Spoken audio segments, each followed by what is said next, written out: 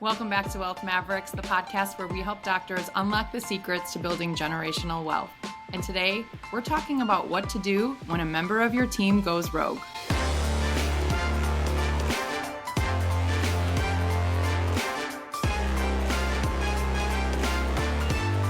When it happens once, it's a mistake. Happens twice, that's a pattern. Therefore, the third time is inevitable. What you tolerate says more about your values than what's written on the office walls. Welcome back to Wealth Mavericks. We're so glad you're here. I'm joined today by one of the partners in Terra Firma, Joe Ariotto, and we are going to get vulnerable today and share a personal story that just happened to us here at Terra Firma as we are growing and building our team. And we're going to share some practical advice for what to do when it happens to you as a practice owner or a business owner. So listen in as we share 5 steps you can take right away when you have a member of your team go rogue. But first, let's tell the story. Joe, why don't you share with us what happened recently? It's story time, kids. I feel like the theme of this is like that meme, Kenny, that you can edit into here. It's like, it was at this moment that he knew he messed up. It was at this moment that he knew he f***ed up. So we had a really terrible experience with one of our contractors who was preparing to be a coach. And in that position, you do a lot of communication with the public. And so this team member was wildly inappropriate. And the way this came to our attention is while we were all out in Dallas at our headquarters having a leadership team, basically week of meeting together to improve our systems to serve our doctors, it was brought to our attention that we had a 1-star review, and we don't get 1-star reviews. And so all of us were like, what the heck? Kenny, if you don't mind, put the graphic up showing the 1-star review. That, by the way, was more than deserved. And at first we were all shocked and alarmed and all that kind of stuff. And then we dug into the story a little bit more. And God, I'm like, my heart rate is increasing just thinking about this. It makes me so angry. So we had a representative who was essentially going back and forth trying to set up an appointment with a doctor who had reached out to us. Candidly, our booking bot was failing miserably. And if you read the review, you'll see like the doc was like trying to set up time, and it was almost comical. We should also post that part of it. The doc was like, yes, I'd like to meet. And the bot was like, what time would you like to meet? And the doc suggested a time. And then it was like, that time is not available. Can you suggest another time? And the doc suggested another one. I was like, there are no times available in the month of blah, blah, blah. And then I said, can you suggest another time? And the doc goes, no, can you? Oh my gosh. I was like, reading up to this point, I'm like, this guy is so patient and so kind. And then this team member took over the conversation. And I don't know what happened. Honestly, I think he took the communication off of our systems and was communicating with him directly on his cell phone. Later, we found the doc actually sent over screenshots of the conversation, and our team member was so wildly inappropriate, cursing this doctor out and like all this stuff. And it was shameful. And the 1-star review, again, if there were negative stars, we got negative stars on that. I wish that he could have rated it negative stars. So Dr. Han, if you are listening, we deeply apologize for this experience that you had. Again, it was a terrible experience with the booking bot. Like, this is not who we are. We are not here to waste people's time. And then to have a team member take over and take it to a whole new level. And I think that's what really bugged Dr. Han so much was this human interaction. And again, so I'm belaboring the point. The bottom line is we had a team member who was on our team, who was in training, who was public facing, and more than dropped the ball. He imploded any credibility that we had. And at first, your reaction can be like, oh, like, take this down. Like, how can we get rid of this review? And that was my thought at first. So Erin, I know we're going to go through the 5 steps and I'll have thoughts about each of those. But I think the underlying or the underpinning mindset that we want to have as owners of businesses who we cannot control every interaction that our team has with the world. Maybe that was a bad day for this coach in training, right? Maybe he was just having a terrible day. maybe it was exasperated by, I don't know what it was. So you cannot control everything. But I will tell you this, that was a reflection of something that was internal in him. And so you'll see like the first step is to take quick and decisive action. Um, and well, I know we'll talk about this a little bit, but I will say this from a character perspective. When someone shows you who they are, believe them the first time. And that's what we did. So sadly, we let this guy go immediately. And then rather than try to cover this up and bury it and make it go away, I'm like, no, I want this negative review to live on Terra Firma's Google review for all time. It should be memorialized because of the action that we took from there. So I know we'll talk a little bit about it, but that's the shameful story. It was terrible. It was at this moment that we knew we messed up. It was mortifying because, we work so hard here to serve people well. And it's crazy how quickly one person can come in Yeah. and just take your reputation down so far and publicly. And, oh, sure, maybe he was having a bad day. No, Inexcusable. none of us can imagine talking to another human being like that. And I think before we go into the 5 things, I want to say, like, we talk a lot on this podcast about culture, building a really good culture, knowing who you are as a company, knowing your core values. And so when you are clear on those things, it makes building your team easier. Like, you fit our culture and you live by our core values, or you do not fit in with our team.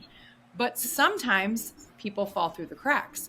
So, I don't want it to reflect on like, oh, we have poor judgment hiring the wrong people, because we are growing quickly. We have hired some incredible humans who are working so hard for our members.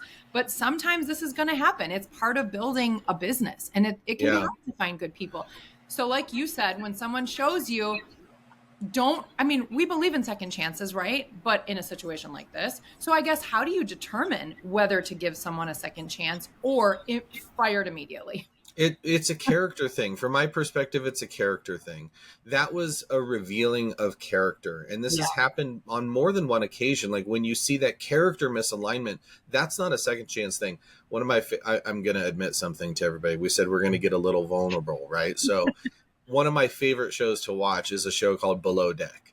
And one of the captains on Below Deck, that's like my, escapism, whatever it might be. But one of the captains on that show he has a saying. He says, when it happens once, it's a mistake. Happens twice, that's a pattern. Therefore, the third time is inevitable. Mm-hmm. So I believe in second chances where deserved, but when it's a character issue, that's something totally different. And I don't care if it's your top salesperson. I don't care if it's your top revenue generator. I don't care who the person is. If someone shows up with character flaws that are antithetical to your core values, they need to go. With no exception. And I think the thing that kept coming back to me, and I actually wrote a whole post about this that I'm going to post probably on LinkedIn or something. Maybe I'll just keep it to myself. I don't know, but it's definitely going to be internally to our team. And the quote that keeps coming to mind to me, I don't remember who said it first. I don't think I coined it, but what you tolerate says more about your values than what's written on the office walls. And so I think that's the thing that we all need to think of as business owners is, what are we tolerating in our organizations? If you're a high performance culture, you can say that, but if you tolerate low performance, guess what high performers are going to do? They're going to look around and go, I don't belong here. And they're going to leave. And so then you kind of go into this negative cycle. So I think the most important thing is like, and this is where you need to use your judgment as a business leader or as the CEO or whoever your role is as you're listening to this. You've got to use that judgment and say, was this a character issue or is this just a mistake that got made? Right. So, and if it happens twice, then third time will be inevitable. Yeah. So for people listening, especially practice owners, hiring good staff is very important. Like when a patient walks in, patients have choices, and the first impression and how they're treated and how they're followed up with, it matters a lot. And it's likely that sometime maybe you've already experienced it. You have someone who is very rude or keeps not showing up, or, maybe it's internal with the team and they're causing a toxic environment or whatever that looks like. if you've grown a business for any amount of time, you've probably faced it. So we put together, like, what did we do? What are 5 takeaways like that need to happen when someone just goes off the rails? So you've already When they go rogue. When they go rogue. So first is take swift action. Like you said, you have to determine, is it a mistake or is it a character issue? If it's a character issue, or if it just has done terrible damage, take swift action, either discipline or immediate termination. And honestly, in this instance, when I had the meeting with him, he knew immediately. That conversation, by the way, was less than 90 seconds. His termination was less than 90 seconds. He said, yeah, I had a feeling.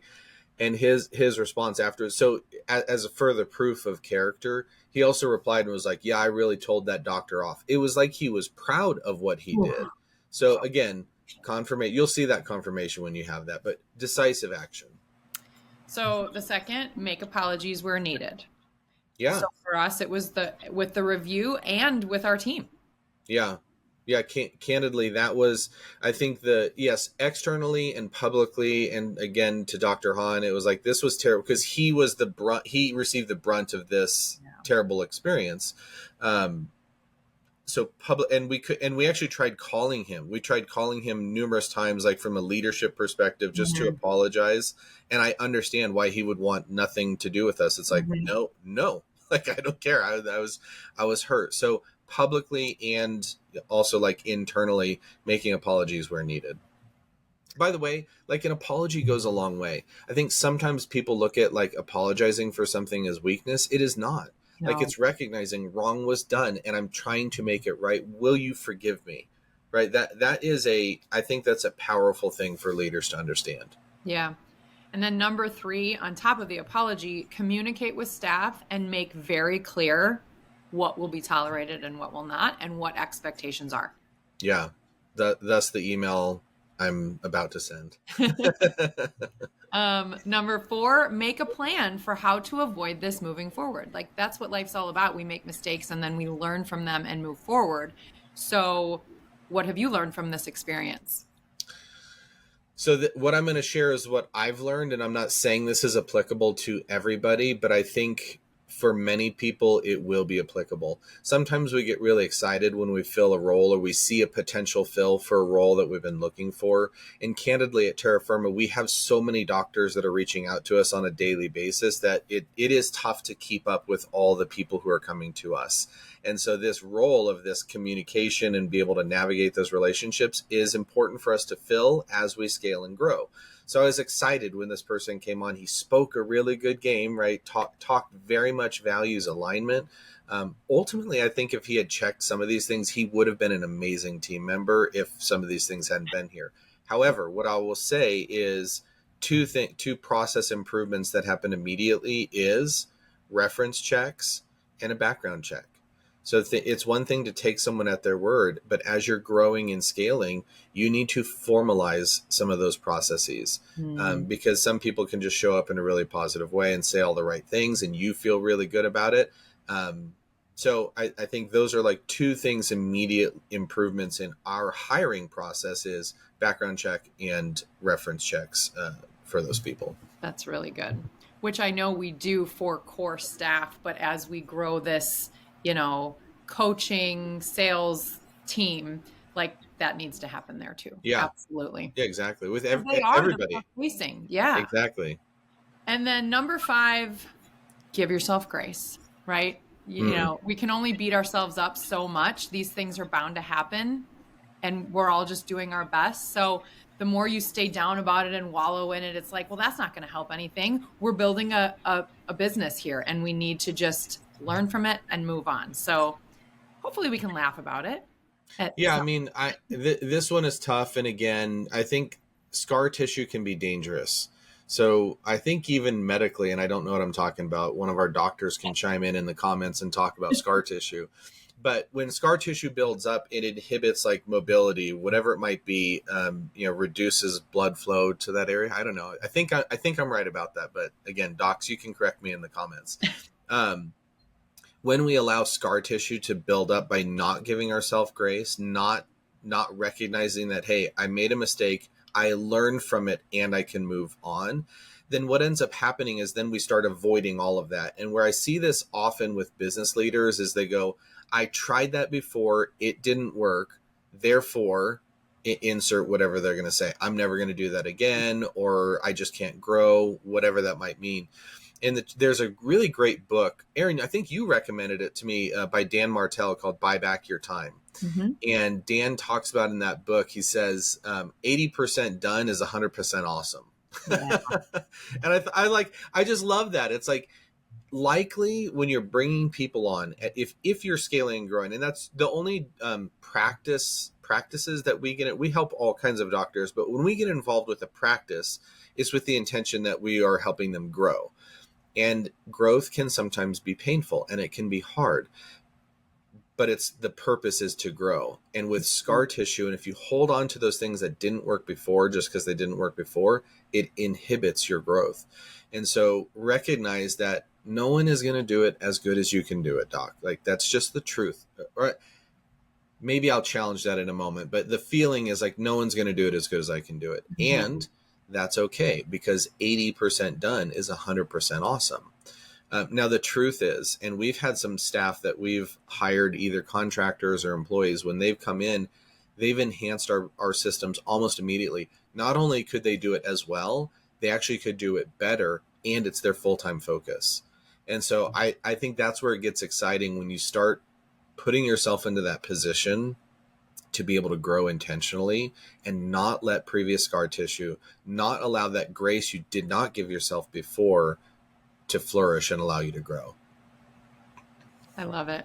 That's something we talk about often with Value Builder and Hub and Spoke. When you are the main person and you hold on to so much, like, I can do it all, I want to do it all. But if you want to grow, you have to trust others to do those things. And when something like this happens, it's hard to keep trusting. Like, I know I can do it better, but that's not always the case. So like you said, give yourself grace, move on, know that the next person, you've learned from it, and the next person will be better. Yeah. So Doc, we hope this was helpful. I like sharing stories like this. Integrity and authenticity, they are some of our core values here at Terra Firma. And when we first were getting on today, I was like, should we really share this? And like, I don't want people to wonder about our judgment, but we are just real people who are building a business we care about very much. And we know that you are doing the same. And so we are here to help you. So we hope you found value in this. We appreciate you listening. And until next time, go be a Wealth Maverick.